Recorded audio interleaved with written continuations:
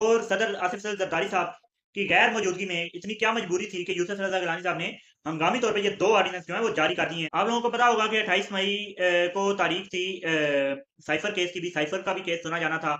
अस्सलाम वालेकुम नाजरीन, बात कर लेते हैं ऑर्डिनेंस जो कल 2 ऑर्डिनेंस आए हैं, बड़े अहमियत के अमल हैं और उन ऑर्डिनेंस के पीछे वजूहात क्या हैं, इन सब पर बात करेंगे।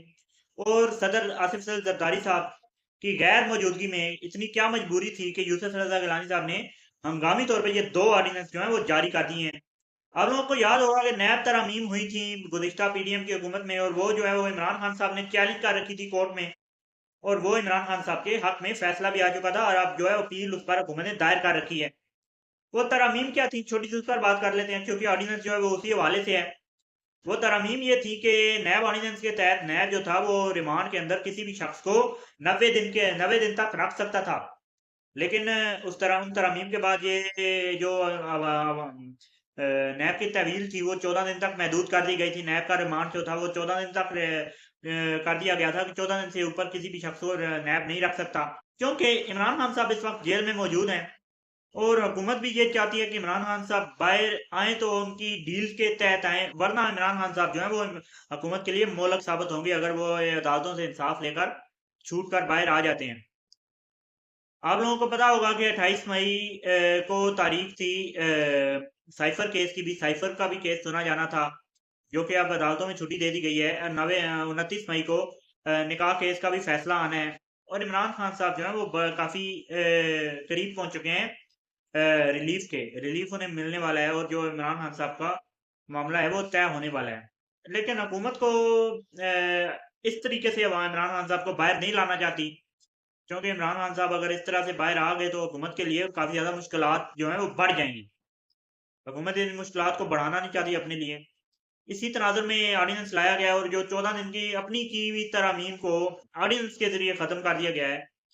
किसी हुकूमत की गई तरामीम को ऑर्डिनेंस के लिए तब ख़त्म किया जाता है कि वो हुकूमत जो है वो किसी और की हो।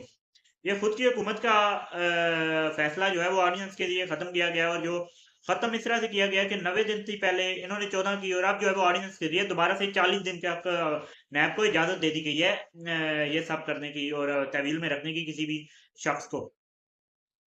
क्योंकि इमरान खान साहब के केसेस ख़त्म हो रहे हैं तो फिर कोई और केस तो बनाना है इमरान खान साहब को अंदर रखने के लिए। तो नैब जो है वो बेहतरीन ज़रिया है, नैब का केस बनाया जाना है अब इमरान खान साहब को अंदर रखने के लिए। सबसे पहला तो ये केस है। अब दूसरा आप लोगों को मैंने पहले भी बताया, आप लोगों को याद होगा कि केस चल रहा है अदालत के अंदर जो केसेस हैं ये फॉर्म 47 और फॉर्म 45 वाले।